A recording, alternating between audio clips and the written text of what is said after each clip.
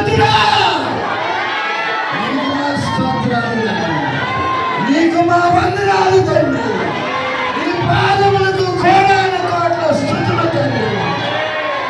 హల్లెలూయా. యేసయ్యా, యేసయ్యా, యేసయ్యా, యేసయ్యా, యేసయ్యా. అందరం కలిసి యేసయ్యా, యేసయ్యా, మరొకసారి యేసయ్యా,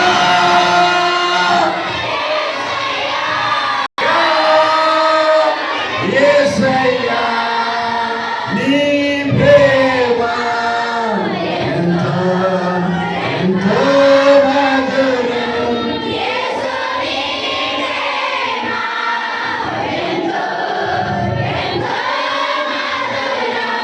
యేసయ్యా,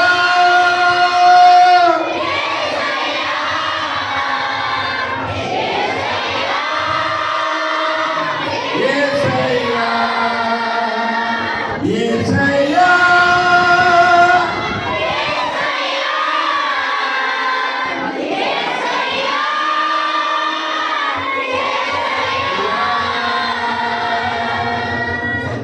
అలాగనే బలహీనంగా ఉన్నది సాగులు భార్య ప్రార్థన చేద్దాం. నేను పిల్లరా, ఇంకా ఈ వాతావరణాన్ని బట్టి ఎంతమందికి అయితే ఆరోగ్యం సరిలేదు, అందరి ఆరోగ్యాల కొరకు, క్షేమం కొరకు, ఒక విడుదల కొరకు, ఒక స్వస్థత కొరకు రెండు చేతులు పైకెత్తి దేవునికి స్తోత్రం చెల్లిద్దాం.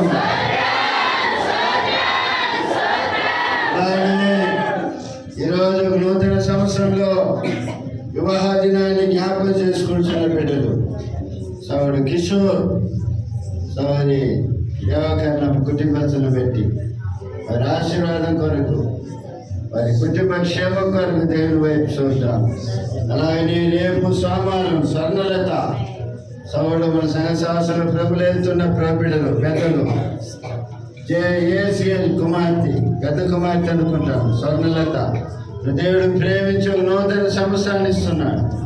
మరి నూతన సంవత్సరాలు పెట్టిన బిడ్డ కొరకు, ఆశీర్వాదాల కొరకు, బిడ్డ క్షేమం కొరకు, భవిష్యత్తు కొరకు ప్రార్థన చేద్దాం.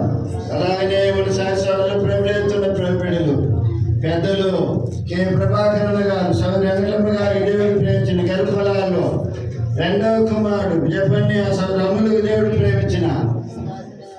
ప్రేమించి అనుగ్రహించిన కుమార్తెకి మంగళవారం 9వ తేదీ ఒక నూతన సంవత్సరాన్ని దేవుడు అనుగ్రహిస్తున్నాడు. ఆ కుమార్తె కొరకు, ఆ బిడ్డ ఆశీర్వాదాల కొరకు, క్షేమం కొరకు బుధవారం 10వ తేదీ మరి మన సంఘశాస్త్రంలో ప్రభుత్వ ప్రభుడులు కె రమేష్ సోదరి సత్యమణి సౌరి కోరికమ్మను దేవుడు ప్రేమించి, సౌరి కోరికమ్మ దేవుడు ప్రేమించి ఒక నూతన సంవత్సరాన్ని అనుగ్రహింపజేస్తున్నాడు. నూతన సంవత్సరాలు పెడుతున్న బిడ్డల్ని ఆశీర్వదించినాగా దీవించినాగా రెండు చేతుల పైకెత్తి దేవునికి స్తోత్రం చెల్లిద్దాం.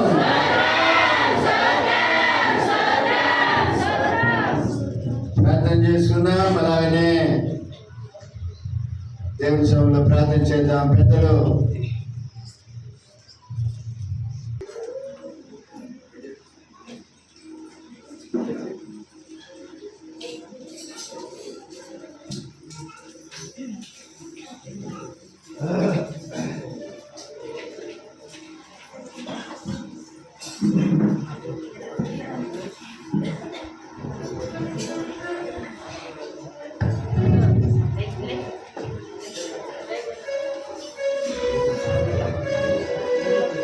ఒక్క క్షణమైన నిన్ను వీడినా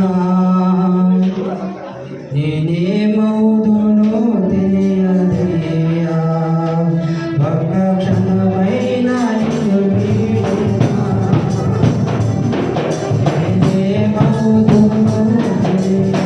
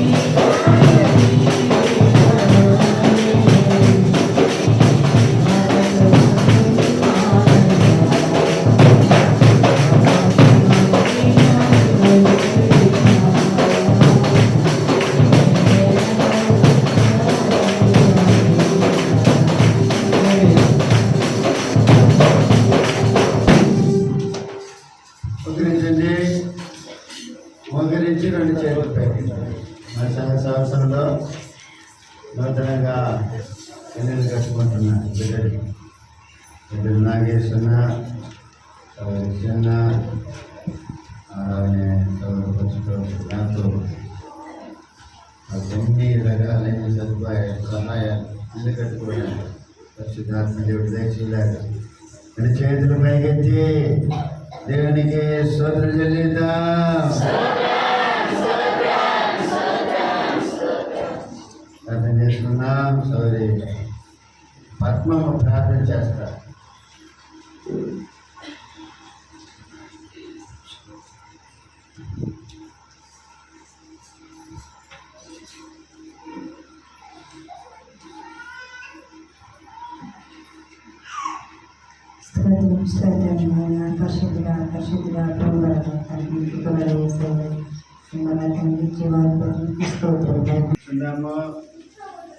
దేవుని పరిశుద్ధ నామానికి మహిమ కలుగుగాక.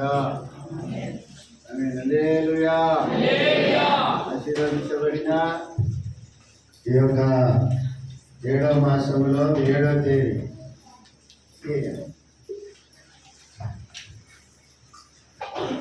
ఈ మొదటి పునరుద్ధాన దినమైనటువంటి ఈ ఉదయకాల సమయంలో శివముగలిన దేవాది దేవుని స్తుతించడానికి ఆరాధించడానికి ఆయన పరిశుద్ధమైన సన్నిధానంలో ఆయన మాటలు వినటానికి కూడా వచ్చిన ఏడు బిడ్డలు అందరికీ కూడా నా హృదయపూర్వకమైన వందనాలు. ఎంతోమంది ఈరోజు ఈ సమయాన్ని చూడని వారు ఉన్నారు.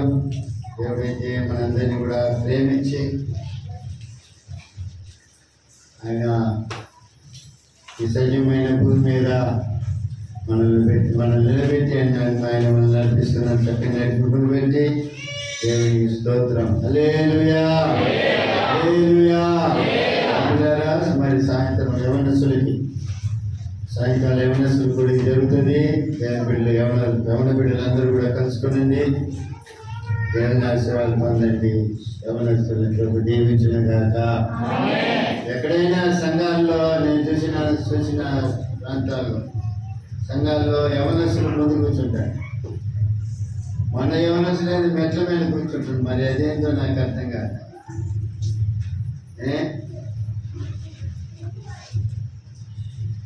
మెట్ల మీద బయట కూర్చుంటుంది.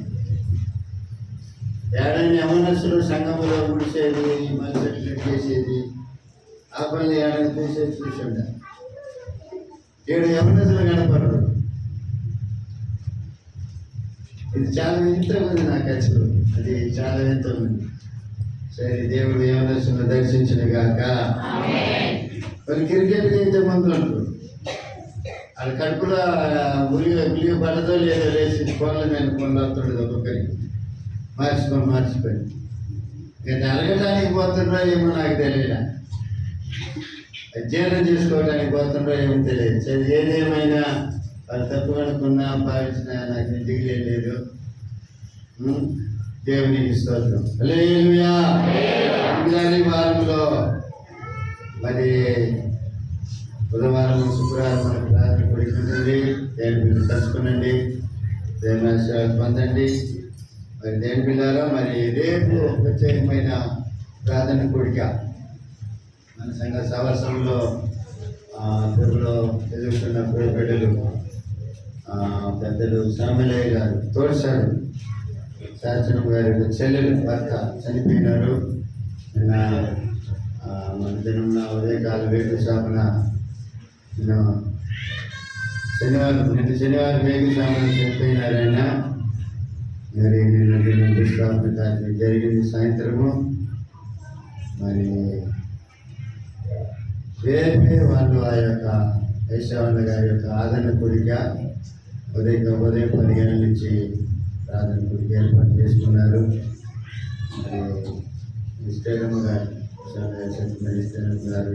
బంధువులు కూడా ఇక్కడ చాలామంది ఉన్నారు. మరి అందరినీ కూడా కలుసుకోమని వాళ్ళ ప్రేమతో కోరారు, ప్రకటన చేయమని చెప్పారు వాళ్ళ పెద్ద కుమారుడు తిమోతి. కాబట్టి దేవుని బిడ్డలు ప్రతి ఒక్కరు కూడా రేపు జరిగే ప్రార్థన కొరకు ఉదయకాల సమయంలో వీలైనంత వరకు కలుసుకోనండి. ఆ కుటుంబాన్ని ఆదరించవలసిందిగా ప్రేమతో కోరుతున్నాం. హల్లెలూయా. మనం శుక్రవారం పోయి ఆయన కలిసినప్పుడు హాస్పిటల్లో మరి కనుపు ప్రాణంతో ఉన్నాడు. సరే, ప్రార్థన చేద్దామని చెప్పి సాయంకాలం ప్రార్థన కొడిక చర్చిలో ఏర్పాటు చేయడం జరిగింది. మామూలుగా మనకి జరిగే ప్రార్థన కొడిక ఆయన కొరకే ప్రార్థన చేశాను. వేరే సబ్జెక్టే లేదు, ప్రసంగమే లేదు. వచ్చిన సంఘం అంతా కూడా ఏదో ఇంత దేవుడి చేతిలో ఉంది కదా. ఇప్పుడు మన సోదరి నాన్న గారి కూతురు Sirisha hospital, Apollo hospital doctor అన్నాడు, ఏమని హార్ట్ మారవాలా, ఊపిరితిత్తులు మారవాలా, 50 లక్షలు అవుతుంది, అంత ఫంక్షన్ తగ్గిపోయింది అన్న. ప్రార్థన చేశాను. ఇప్పుడు హార్ట్ కానీ ఆ ఊపిరితిత్తులు కానీ ఇప్పుడు మంచి ఇంప్రూవ్మెంట్ వచ్చింది. ఇప్పుడు ఆపరేషన్ అవసరం లేదని డాక్టరే చెప్తుంది. ఆ చెప్పిన డాక్టరే. ఇవన్నీ కూడా ప్రార్థన ద్వారా జరిగింది. కాబట్టి దేవుడు ఒక ఛాన్స్. డాక్టర్లు చేయలు చేశారు. సరే, బాగా ప్రార్థన చేశాము. చాలామంది 20 మంది దాకా వచ్చారు. ప్రార్థనే జరిగింది, ఆయన కొరకే జరిగింది. దిగులు పడి ఇంట్లో కూర్చుంటే ప్రయోజనం ఏమైంది? వచ్చి ప్రార్థన చేస్తే బాగుంటుంది. 10 మంది అయినా, 20 అయినా, 30 మంది అయినా ఏదో దేవుడు కాల మళ్ళా ఈ జ్ఞాపకం చేసుకున్నట్టు జ్ఞాపకం చేసుకుంటే ఛాన్స్ బై ఛాన్స్. అయితే దేవుడి చిత్తం ఆయన తీసుకున్నాడు దేవుడు. అయితే ఆయన కొరకు బాగా ప్రార్థన కూడా శుక్రవారం నైట్ చేయడం జరిగింది మన సంఘంలో. అదే 9 ఏళ్ళ దాకా జరిగింది. ఇంకా కొంతమంది ప్రార్థన చేయలేకపోయినారు. పురుషులకు సమయమే లేకుండా పోయింది. అన్నిటికీ దేని పిల్లగా ప్రార్థన ప్రార్థన ప్రార్థన. మంచిది, కలుసుకోండి, దైవ ఆశీర్వాదాలు పొందండి. కుటుంబాన్ని ఆదరించడానికి దేవుడి బిడ్డలైన ప్రతి ఒక్కరిని కూడా వాళ్ళు ప్రేమతో ఆహ్వానిస్తున్నాం. ఆమేన్. హల్లెలూయా. మరి ఈ నెల వాగ్దానము మన శుక్రవారం చెప్పాల్సింది. ఆ వాగ్దానాన్ని కూడా చెప్పలేకపోయినాను. వాగ్దానే జరిగిపోయింది. ఆ మాట రెఫరెన్స్ మాత్రం చదివి చూపించి మెసేజ్ వేరే కాబట్టి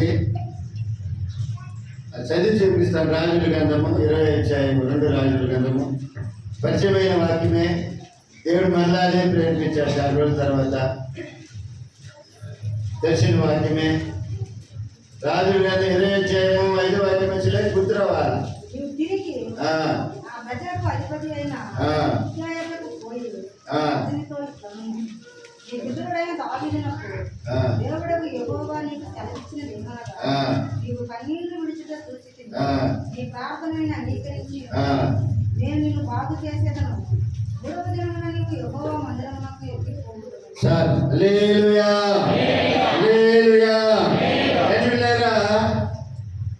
ఈ వాక్య భాగంలో దేవుడు నన్ను ప్రేరేపించిన మాట ఈ మాసంలో నీవు కన్నీళ్లు విడిచుట సూచితిని. హల్లెలూయా. హల్లెలూయా. కన్నీళ్ళు ఎప్పుడు వస్తుంది? ఒక బాధ వచ్చినప్పుడు వస్తుంది, ఒక కష్టం వచ్చినప్పుడు వస్తుంది, ఒక జబ్బు శరీరంలో వచ్చేది పోకపోతే వస్తుంది. ఏంటి? ఆర్థికపరమైన ఇబ్బందులు చుట్టూ ఆవరించి ఊపిరి తిరగకుండా మనల్ని పట్టుకున్నప్పుడు వస్తుంది కష్టం, కన్నీరు వస్తుంది. ఇక కాని మాట మన మీదకి వచ్చినప్పుడు ఆ కన్నీరు అనేది వచ్చేస్తుంది. ఏంటి? ఈ కన్నీరన్నీ కూడా తెలియలేరా మనం కాలుస్తూ ఉంటాం, వ్యక్తిగతంగా కాలుస్తుంటాం, ఇంట్లో పనుకొని కాలుస్తూ ఉంటాం, దారిలో పోయేటప్పుడు బాగా కాలుస్తూ ఉంటాం, కన్నీరు విడుస్తూ ఉంటాం. ఏంటి? ఇంకొకరికి చెప్పి ఆ బాధలు ఇంకొకరికి చెప్పి వాళ్ళ దగ్గర ఆ కాలుస్తుంటాం కన్నీరు. హల్లెలూయా. కొన్ని సందర్భాల్లో తెలియలేరా మన మన దుఃఖాన్ని మన కన్నిటిని ఎవరు పట్టించుకోలేదు అన్న బాధతో కూడా ఏడ్చే వాళ్ళు ఉన్నారు. ముఖ్యంగా భర్త పట్టించుకోకపోతే ఏడ్చి పట్టించుకోకపోతే ఆ బాధకి ఎంత దుఃఖమో. ఇంత చేస్తున్నా, ఇంత ఏడుస్తున్నా కనీసం ఒక మాట అనకపోయినాయి. ఇంకా వాళ్ళని ఎదురు పెట్టుకుని వస్తాడే ఒక బాధ. అయితే దేని బిడ్డలో ఎవరు చూస్తున్నారో లేదో కానీ దేవుడు చూస్తున్నాడు. హల్లెలూయా. హల్లెలూయా. చెప్పండి ఒక మాట. చేయి పట్టుకొని చూడండి వాళ్ళ సైడ్. వాళ్ళు చేయి పట్టుకొని నేను కరోనా రాలే, కరోనా పోయింది, రాబోయేది వేరే కొత్త కరోనా అవుతుంది. వాళ్ళ సైడ్ చూడండి. బాగుంటుందని అడగండి. ఏడవగా దేవుడు చూస్తున్నాడు. దేవుడు నేను బాగా చేస్తాడు, నీ కుటుంబాన్ని బాగా చేస్తాడు, నీ పిల్లల్ని బాగా చేస్తాడు. అయితే ఒకటి ప్రార్థన చేయి. దేవుడు నమ్మదగిన వాడు. ఈ సమస్యలకు అంతటికీ ఆయనే మూల కారణం. ఆయన నిన్ను బాగు చేయనుగాక. చెప్పిండ్రా?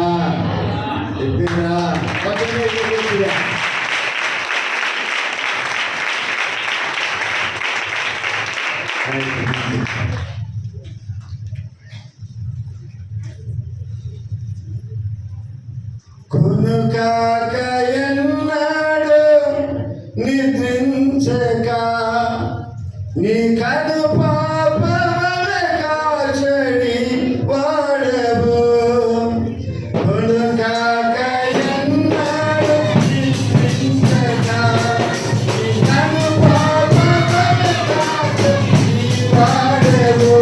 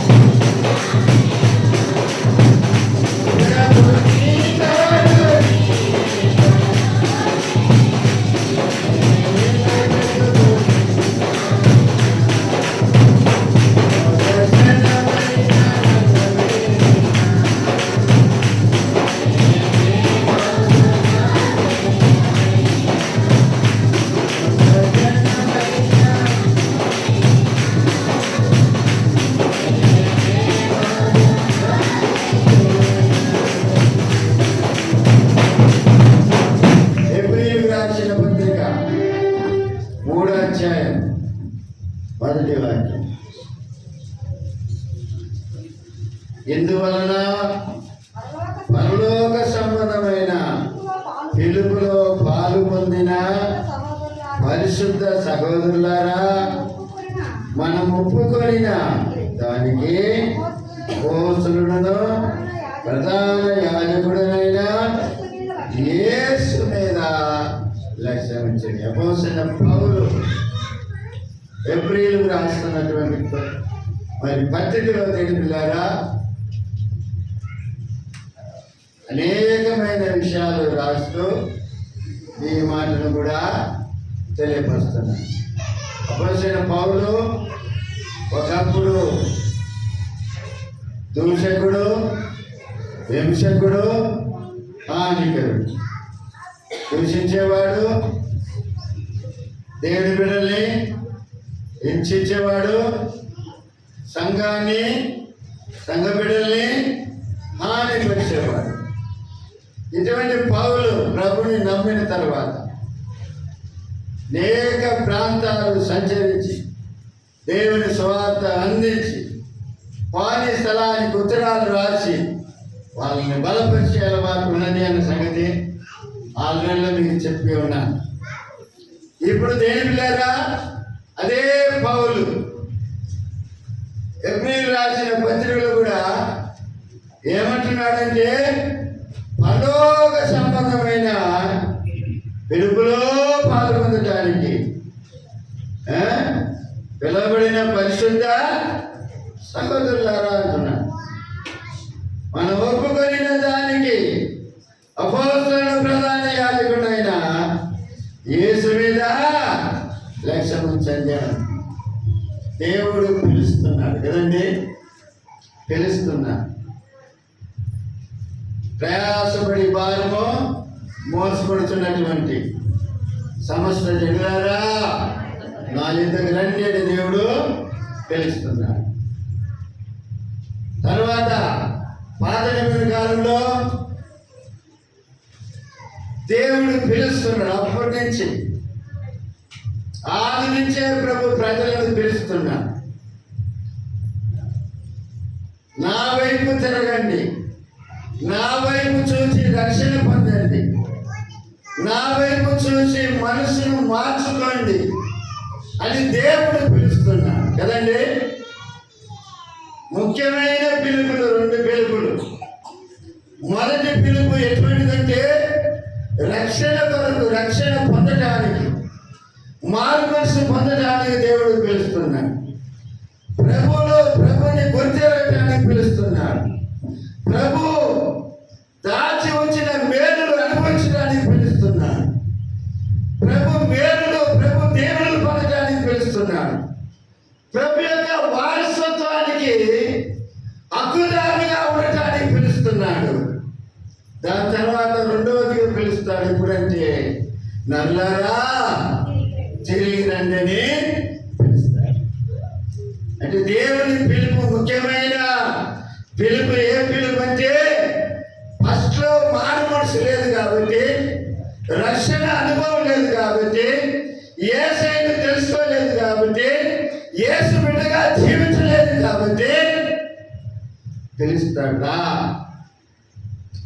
అని చెప్పి పిలిచినప్పుడు జడిపిలారా వస్తే వచ్చే ఆశీర్వాదాలని ఇప్పుడు మనం చూడబోతున్నాం. వచ్చే ఆశీర్వాదాల గురించే మనం చూడబోతున్నాం. చూడండి, పరిశుద్ధ గ్రంథంలో జడిపిలారా ఒక మనిషిని దేవుడు పిలిచాడు. ఆ మనిషిని గురించి మనం చూద్దాం దేవుని వాక్యంలో. చూడండి, ఎబ్రీయులకు రాసిన పత్రిక 11వ అధ్యాయము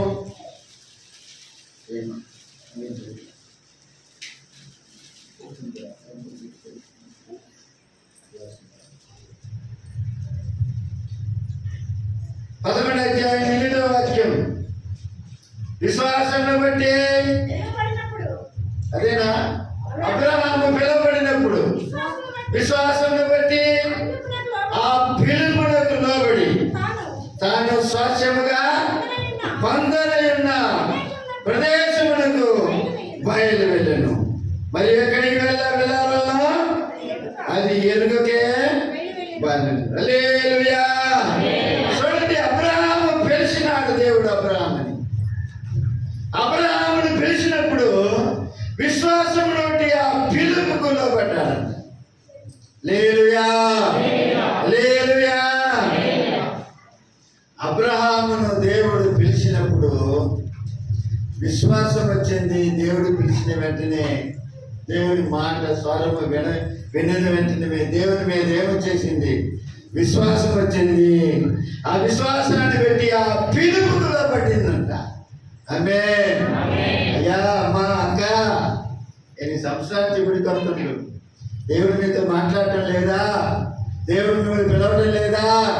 దేవుని స్వరం మీ చెవిలో జరగబడటం లేదా? దేవుని వాక్యానికి లోపడుతున్నారా? దేవుని మాటకు లోపడుతున్నారా? దేవుని పిలుపుకు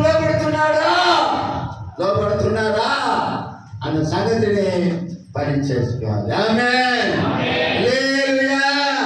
అబ్రహామును దేవుడు పిలిచినాడు. విశ్వాసమును బట్టి ఆ పిలుపుకు లోబడ్డాడంట. లోబడి తాను స్వాస్థ్యము పొందలేని ప్రదేశానికి వెళ్ళిపోయినాడంట. హల్లెలూయా. బాగుంది చూడండి. వెళ్ళటం లేదు, కొంతమంది కూర్చొనే ఉంటారు. 7 సార్లు వెళ్ళలేదేమో, ఇంకా ఏ దానికి ప్రయాణానికి వస్తుందేమో. అందరూ లేచి పెడదాం అంటుండే, లేచి నిలబెడదామంటే ఆనానికి వస్తుంది, కొంతమందికి ఆనానికి వస్తుంది, కూర్చున్న లేకపోతుంది. అంత హుషారు శరీరంలో. ఏమంటే ఇటుంటే ఎట్లా చెప్పండి, చెప్పు.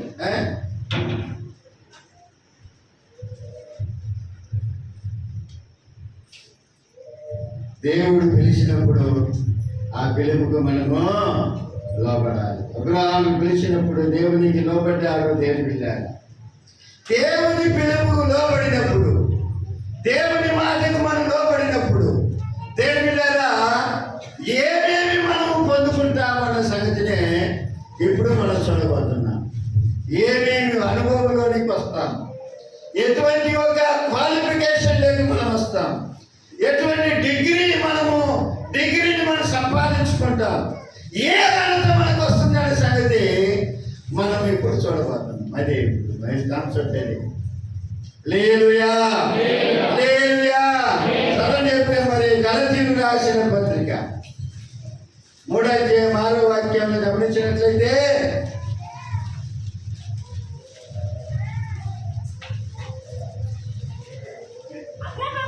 అబ్రహాము దేవుని నమ్మెను, అది అతనికి నీతిగా ఎంచబడెను. హల్లెలూయా. అంటే దేవుని నమ్మితే, దేవుని మాటకు లోబడి, దేవునికి విశ్వాసం ఉంచి, దేవుని మాటకు లోబడితే అతడు ఏమవుతున్నాడంటే నీతిగా మారిపోతున్నాడంట. అంటే నీతిమంతుడుగా మార్చబడుతున్నాడు.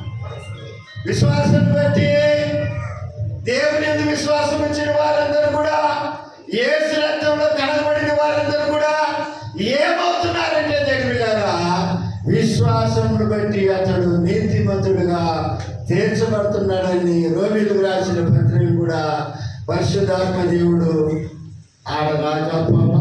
పౌలు ద్వారా రాసి ఉంచడం మనం చూడగలుగుతున్నాం. కాబట్టి దేవుని మనల్ని పిలిచినప్పుడు దేవుని మాటకు లోబడి మనము ఆ మాటకు లోబడి దేవుని దగ్గరికి వచ్చినట్లయితే ఆ దేవుని బిడ్డలుగా వచ్చిన వారికి దేవుడు ఇస్తున్న ఒక క్వాలిఫికేషన్ ఏంటంటే నీతిమంతుడు. హల్లెలూయా, హల్లెలూయా. చాలా మంది అంటారు నా అంత నీతిమంతులు ఎవరు లేరంటారు, నా అంత మంచోడు ఎవరు లేరంటారు చాలా మంది, నా అంత గుణం కలిగిన వాళ్ళు ఎవరు లేరంటారు. గోధుమ గింజ చనిపోతేనే అది తనంతట తానా అది ఫలించుందని దేవుని వాక్యం బోధిస్తుంది. ఒక ఆయన అంటాడు నేనే చనిపోయినాను కాబట్టి నేను ఫలించినానంట. నువ్వు చచ్చినావని ఎవరు చెప్పాలా? నేను చెప్పాలా? ఏశావని చనిపోయినాడు ఎవరు చెప్తుండ్రు? మనం అందరం చెబుతున్నాం. చనిపోయిన కాడికి ఎక్కడ పోతున్నాము? చనిపోయిన కాడికి ఎవరు పోయినరు? మనము పోతున్నాము. అప్పుడు దేవుని పిల్లరా ఎవరు నీతిమంతులు అంటే ఎవరైతే దేవుని యందు విశ్వాసం ఉంచున్నారో, ఎవరైతే దేవుని పిలుపుకు లోబడి ఆ పిలుపుకు లోబడి విశ్వాసం పెట్టి దేవుని దగ్గరికి వస్తున్నారో అదే నీతిమంతులని దేవుని వాక్యము మనకు బోధిస్తుంది. హల్లెలూయా, హల్లెలూయా, హల్లెలూయా.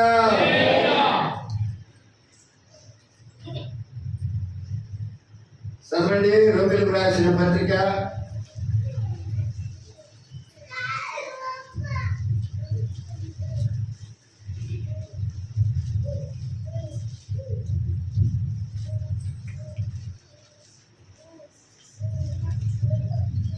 5వ అధ్యాయం 1వ వాక్యం. విశ్వాసం మూలమున కాబట్టి విశ్వాసం మూలమున మనము నీతిమంతులముగా తీర్చబడి మన ప్రభు అయిన యేసుక్రీస్తు ద్వారా దేవునితో సమాధానం కలిగి ఉందము.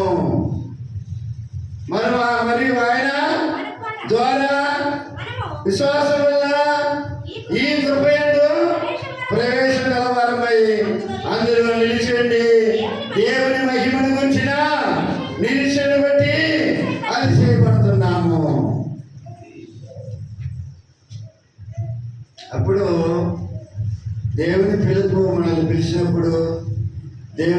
వాక్యానికి లోబడి దేవుని ఎందుకు వచ్చే విశ్వాసం పెట్టి దేవుడు మనకిచ్చే క్వాలిఫికేషన్ ఏంటంటే నీతిమంతుడు అన్న క్వాలిఫికేషన్ ఇస్తున్నాడు. ఆమేన్.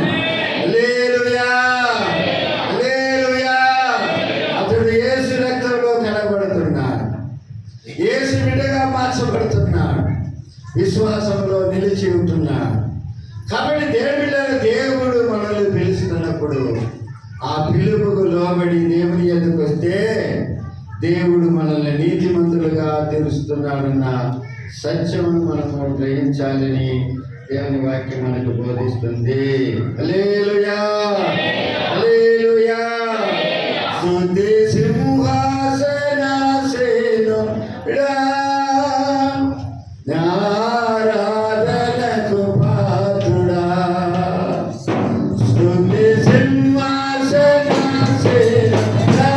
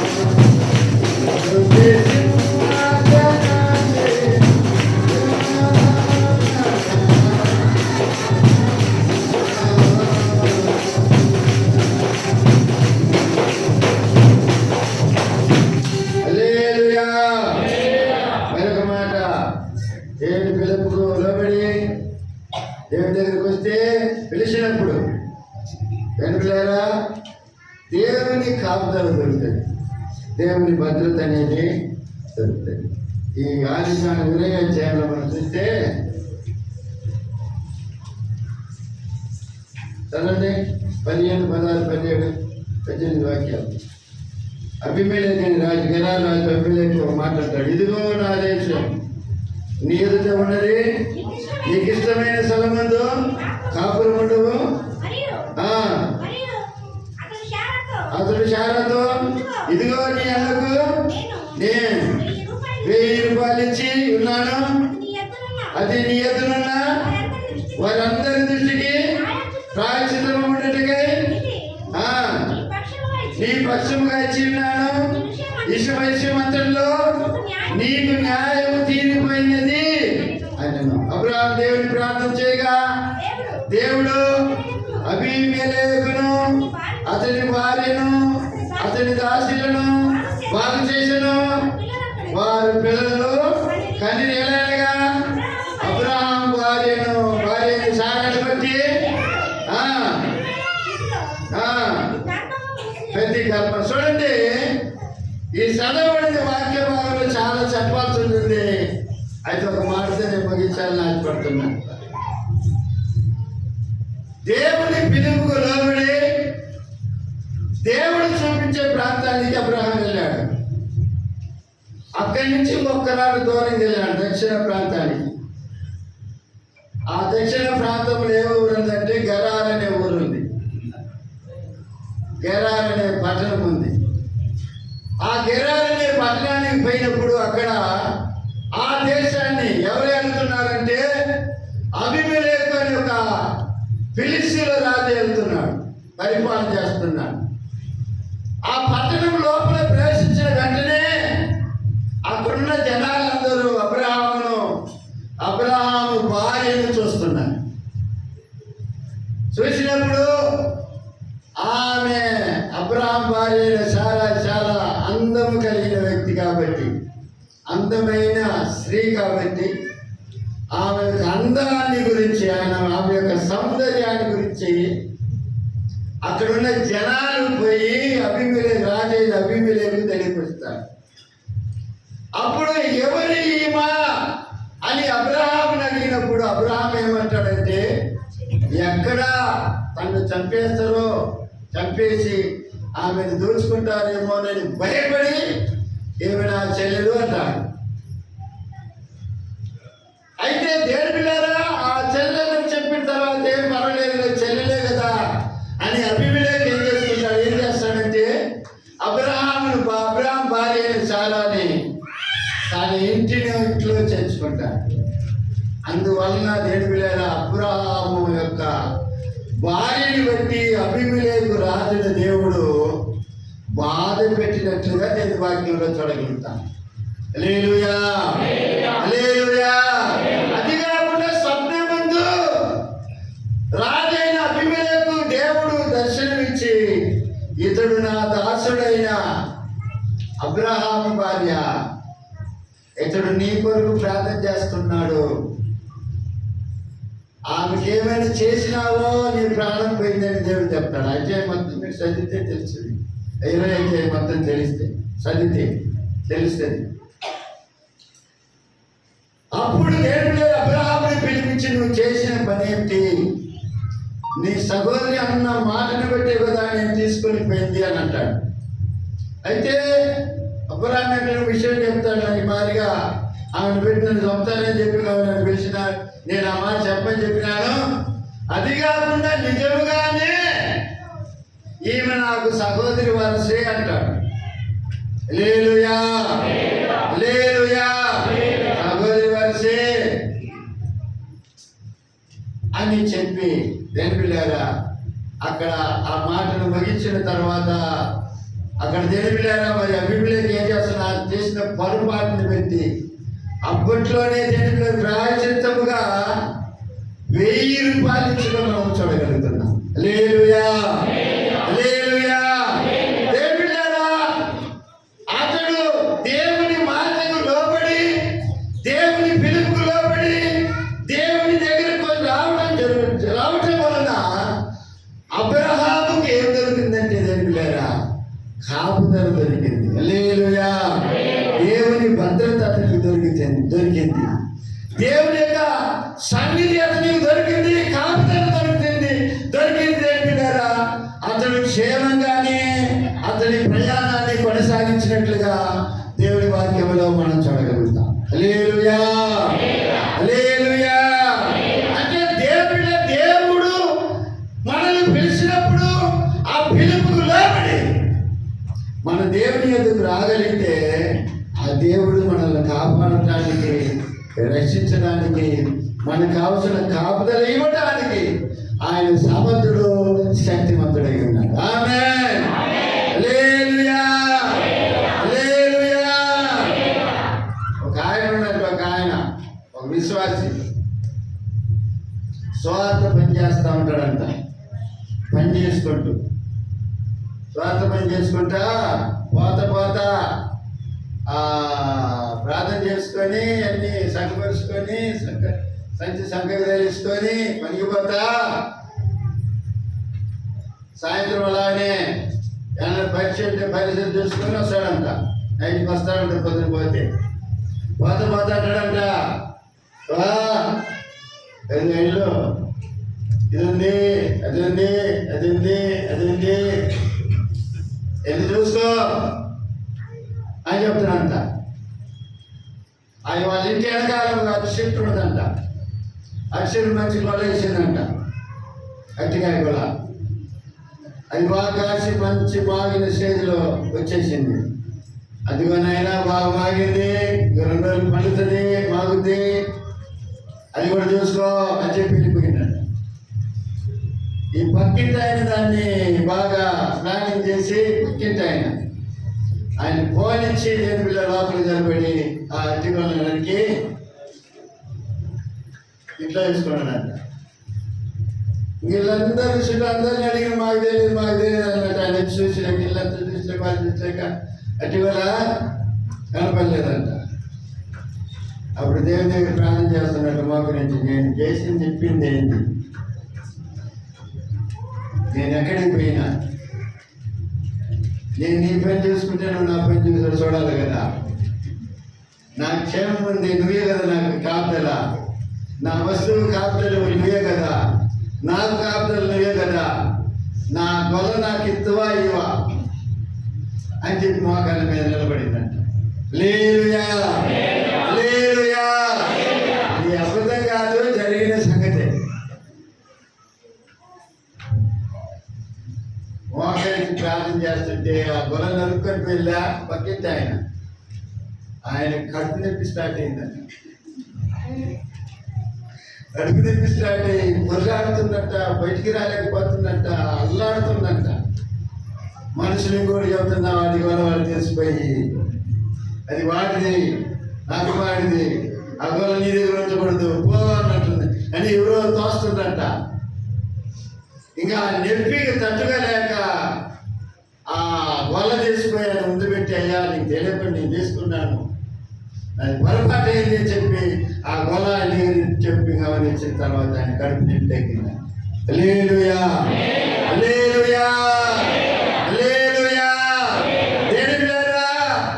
దేవుని నమ్మిన దేవుని ప్రజలని, దేవుని మాటల్లో పడిన దేవుని ప్రజలను ఆయన ఎప్పుడు నష్టపరచడు. ఆమేన్. ఆయన కాపుదలించే దేవుడు, భద్రతనిచ్చే దేవుడు, క్షేమాన్ని కలిగజేసే దేవుడు. హల్లెలూయా, హల్లెలూయా. అందుకే 91వ కీర్తన చూసుకుంటే చాలా దేవుని కాపుదలను ఆయన ప్రజలకు ఇచ్చుట మనం చూడగలుగుతున్నాం. 91వ కీర్తన చూసుకుంటే చాలా క్షేమాలు ఆయన బిడ్డలకు దేవుడు ఇచ్చుట మనం చూడగలుగుతున్నాం. హల్లెలూయా. ఆ మేలులన్నీ కూడా ఎవరికి వస్తుందంటే దేవుని మాటకు లోబడి, ఆయన మాటకు లోబడి, ఆయన మాటలో జీవించే దేవుని ప్రజలకి దేవుడు ఇస్తున్నాడని దేవుని వాక్యంలో మనం చూడగలుగుతాం. హల్లెలూయా. నీవేనా ఆశ్రయము నాదు కోట నా దేవుడా, నాదు కోట నా దేవుడా. నీవేనా ఆశ్రయము నాదు కోట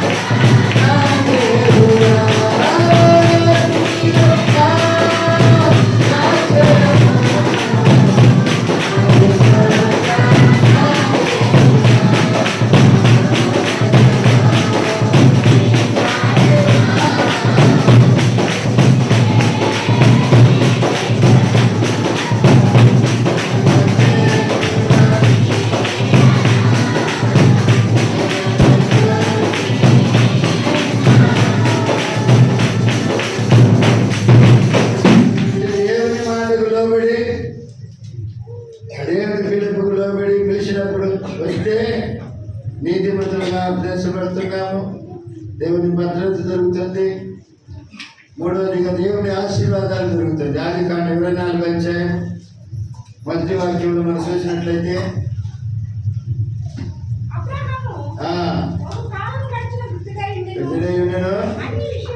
అన్ని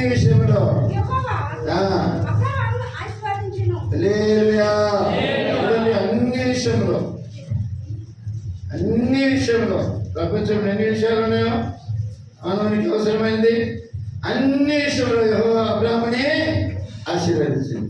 హల్లెలూయా. పిలుపుకు లోబడాలి. పడిలే మొదలు పడి కీழ்పడి అండి. పడిలో మొదలు పడి కీழ்పడి.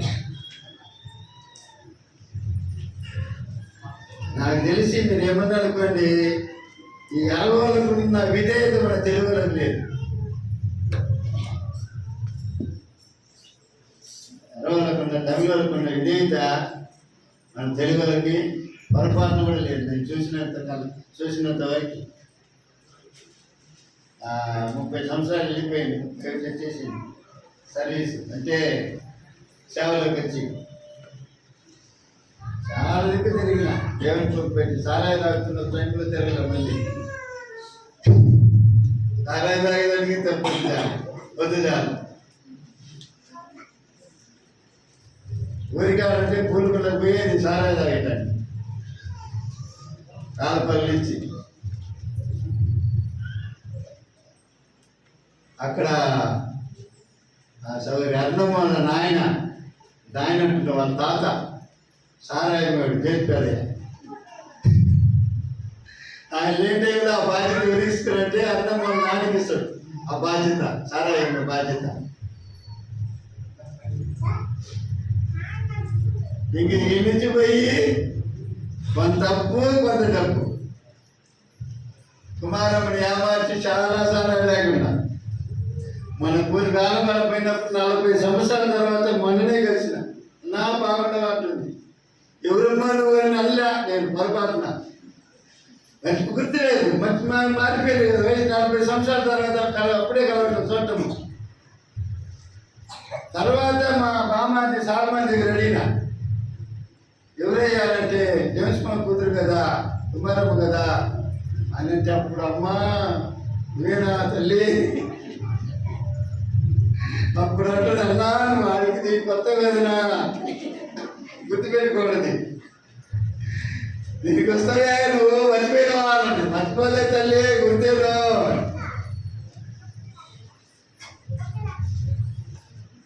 అని చెప్పడం జరిగింది. హల్లెలూయా, హల్లెలూయా. అయితే పోయిన స్థలాలలో దేవుడి ద్వారా ఎవరికి విధేయత చూచానంటే తమిళలో పర్వాలేదు నాకు తెలుసు. మళ్ళీ మన ప్రకాశం డిస్టిక్ దాటితే అట్లా విజయవాడ విజయవాడ నుంచి అటుపోతే మళ్ళీ మన తెలుగు వాళ్ళకి మళ్ళీ వాళ్ళు మనం అందరిలో కలపకూడదు. మళ్ళీ ఆ ఉపదేశ క్రమంలో ఖచ్చితంగా నిలబడతారు.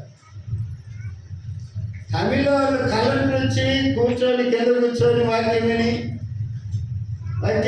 వాక్యం అంతా అయిపోయి ప్రార్థన చెప్పి అందరూ పోయిన తర్వాత ఆ సాపులు తీసి ఇదిలిచ్చి మడతేసి చచ్చి ఊడ్చిపోతాడు.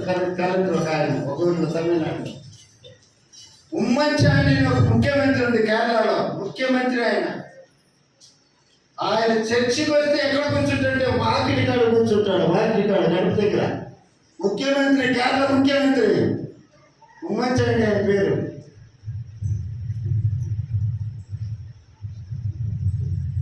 ఏంటి ఇదే తల్లి చచ్చిపోయింది, మధ్య చచ్చిపోయింది.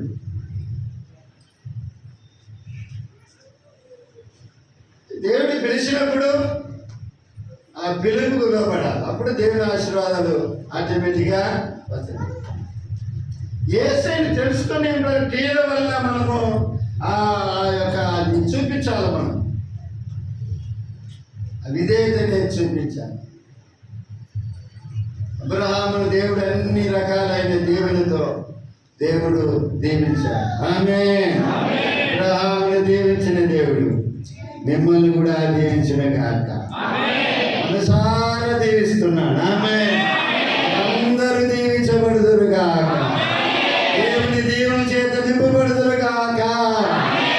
హల్లెలూయా, హల్లెలూయా. అయితే నేను చెప్పినది మాత్రం కాదు, కానీ దాని విధేయత అనేది ఆడొక అడ్డుబండగా నిలో పెడితే ఖచ్చితంగా దేవుడు మిమ్మల్ని బలపరుస్తాడు. ఆమేన్. హల్లెలూయా. నాలుగవదిగా దేవుని పిలుపుకి మనం లోబడితే విధేయత చూపిస్తే వచ్చే ఒక క్వాలిఫికేషన్ ఏంటంటే, దేవుని పిల్లరా, యెషయా గ్రంథం 41:8 వాక్యం మనందరికి పరిచయమైన వాక్యమే. దేవుని పిల్లలు చదవండి. యెషయా గ్రంథం 41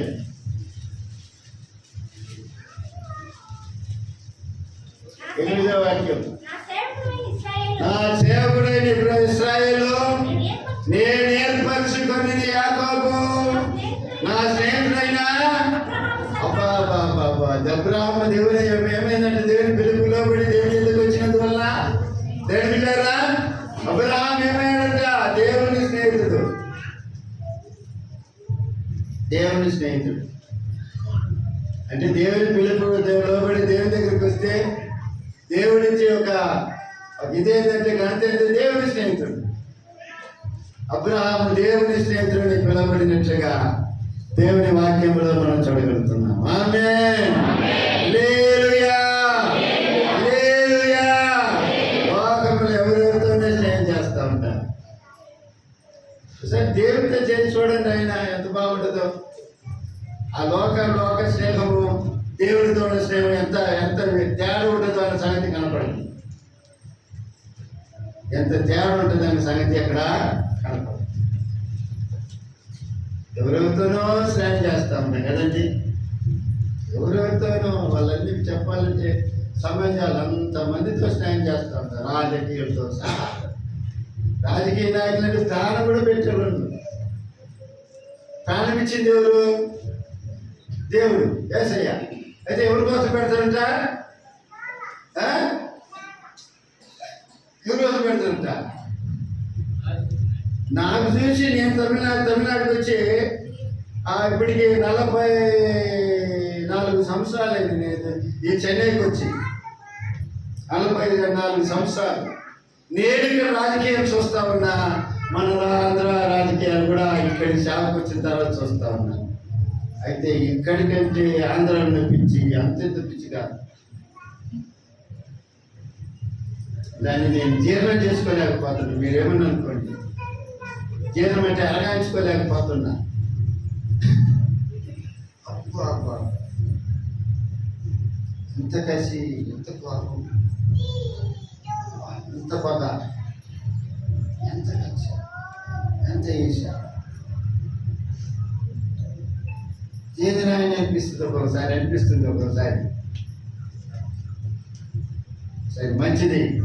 అయితే లోకంతో కాదు కానీ తెలిపిలేరా దేవునితో చేయండి. ఆమేన్. హల్లెలూయా, హల్లెలూయా. ఎందుకంటే ఒకరోజు దేవునితోనే మనం ఉండబోయేది. అందుకని చెప్పేది ఈ గుడారం శిథిలమైపోయింది ఒకరోజు.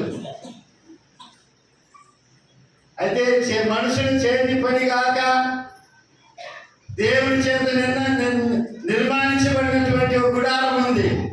ఆ గుడారంలోనికి మనం ఒక రోజు పోతాం. అక్కడ ఎవరు ఉంటారు? ఈ యేసయ్యే ఉంటారు. అప్పుడు ఇక్కడే ఆయన పరిచయం చేసుకుంటే, ఇక్కడే ఆయనతో సహవాసం చేస్తుంటే, ఇక్కడే ఆయనతో స్నేహం చేస్తూ ఉంటే, ఇక్కడే ఆయనతో మాట్లాడు మరి పరిచయం చేసుకుంటే ఆడికి పోయిన తర్వాత ఇబ్బంది అనేది ఉండదు. హల్లెలూయా, హల్లెలూయా. ఒక మనిషి విందులోకి వచ్చినట్ట రక్షణ వస్త్రం లేకుండా ఈరెవరైతే బేబే అంటున్నట్ట. వస్త్రం లేకుండా ఈ మనిషి లోపలికి ఎట్టొచ్చిండు అని అడుగుతున్నా రాజు. మరి ఏం మాట్లాడలేకుండా నేను కాళ్ళు చేలు కట్టి లోపలేయండి, చీకట్లు వేయమంటున్నాడు. అక్కడ ఏముంది అడా? ఏడుపును పలుకుతాడు. ఇక్కడే ఆయనతో సహవాసం చేసినట్లయితే ఇక్కడ ఉన్నంత కాలం సమాధానము, ఉన్నతకాలమైన సహవాసం. హల్లెలూయా, హల్లెలూయా. కాబట్టి దేవుని ప్రజలారా, దేవుని పిలుపుకు లోబడి దేవుని దగ్గరికి వస్తే నీతిమంతులుగా మార్చబడుతున్నాము. దేవుని కాపుదల దొరుకుతుంది.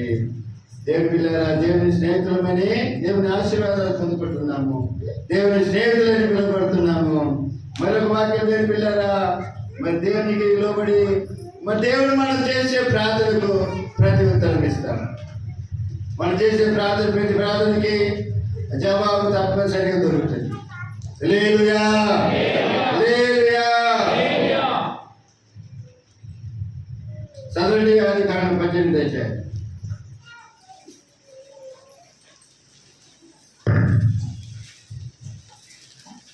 అయిపోయింది, నేను ముగిస్తున్నా.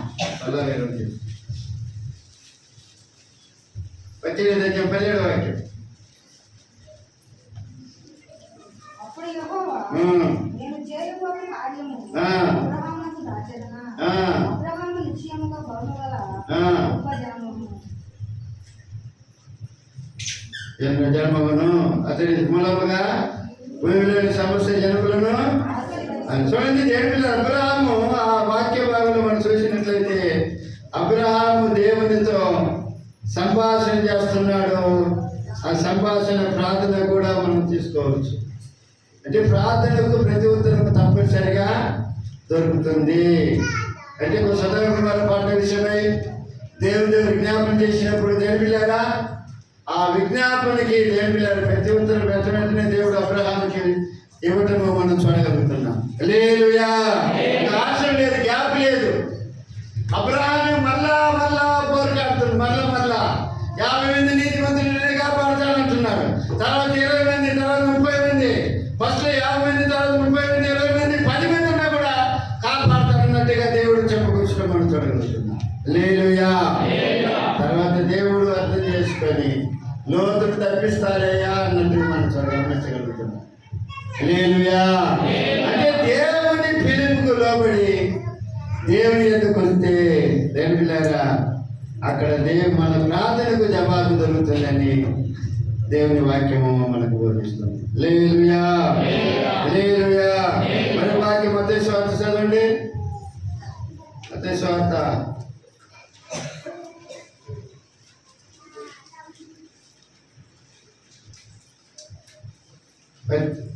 8వ అధ్యాయం.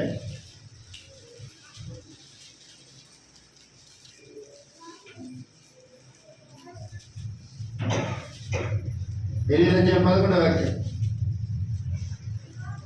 అనేకులు తూర్పు నుండి పడమటి నుండి వచ్చి అబ్రహాముతో కూడాను, ఇస్సాకుతో కూడాను, యాకోబుతో కూడాను పరలోక రాజ్యం యందు కూర్చుందురు. చూడండి, అంటే ఎక్కడుంటారో దేవుని పిల్లరా, దేవుని పిలుపుకి లోబడి దేవుని ఎందుకు వచ్చేవారు దేవునితో పాటు కూర్చుంటారు. హల్లెలూయా, హల్లెలూయా. మన ప్రయాసం అంతా కూడా దానికోసమే. మన ఇంత ప్రయాసం అంతా కూడా దానికోసమే. దాన్ని ఏకాడికి పొందుకునేదాన్ని ప్రయాసపడాలి. ఏకాడికి అందమైన పరిస్థితి సంవత్సరాలు అప్పు తెచ్చుకోవాలా. కానీ ఏమేమి కట్ చేయాలో ఎన్ని కట్ చేస్తారు. ఈ సంవత్సరం కాలం బిడ్డకు పెళ్లి చేయాలా అనుకుంటారు, ఖచ్చితంగా చేసేస్తారు. ఈ సంవత్సరం కాలం ఇల్లు కట్టుకోవాలా, ఖచ్చితంగా చేసేస్తారు. వచ్చే సంవత్సరానికి పలానా తీసుకోవాలా, పలానా చీర, పలానా నగలు తీసుకోవాలా అని తీర్మానం చేసుకుని ఖచ్చితంగా తీసేస్తారు. ఒకవేళ బతుకుపడుతో తెలియలేరా, ఒకవేళ అట్లా ఇల్లు ఉందండి, దాంట్లో ఏ కాడికి ఒకరాడు పోగు చేసి ఒక సీట్ వేసి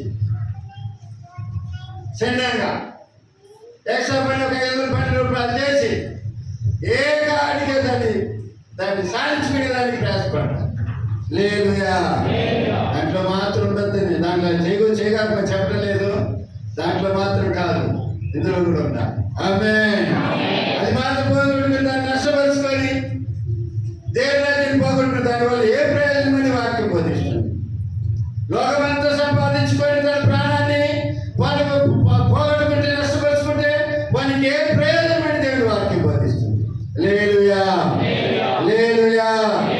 దేవులారా, దేవుడు పిలుస్తున్నా. ఆయన పిలుపుకు లోబడినప్పుడు ఆయన ద్వారా వచ్చే మేలు ఏంటంటే, ఒకటి ఏమేమి దొరుకుతుంది చెప్పండి? నీతిమంతులము. రెండవదిగా దేవుని కాపుదల. మూడవదిగా దేవుని ఆశీర్వాదాలు. నాలుగవదిగా దేవుని స్నేహితులు. ఐదవదిగా ప్రార్థనకు జవాబు. ఆరవదిగా దేవునితో కూడా ఉంటున్నాం. ఏడవదిగా దేవుని అద్భుతాలు మన జీవితంలో చూస్తాం. ఆమేన్, హల్లెలూయా. దేవుని అద్భుతాలు మనము చూస్తాం. దేవునితో కూడా ఉన్నట్లయితే, అంటే దేవుని లోబడి, దేవుని మాటకు లోబడి, దేవుని పిలిచినప్పుడు దేవుని మాటకు లోబడి దేవుని దగ్గరికి వస్తే దేవుని అద్భుతాలు మన కనులారా మనం చూస్తాం. ఆమేన్. ఆలోచనని ప్రార్థన చేసుకుందాం. దేవుని మాటను దీవించి ఆశీర్వదించును గాక.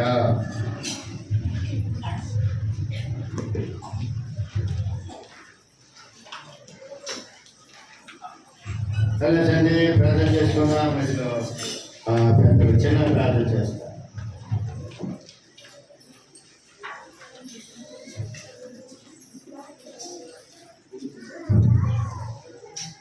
కృపాశక్తి సంపూర్ణ దేవతండి, జీవాధిపతి, ఈ బంగాళీ పాదాలకు వందనాలు, స్తోత్రాలు తండ్రి. దేవతండి పెట్టుకోండి. ఇదే కలిసిన మధ్య సమాధానం పెట్టుకుంటే సూచించే బాధ్యత మాకు స్తోత్రాలు తండ్రి. దేవతండి దయచేసి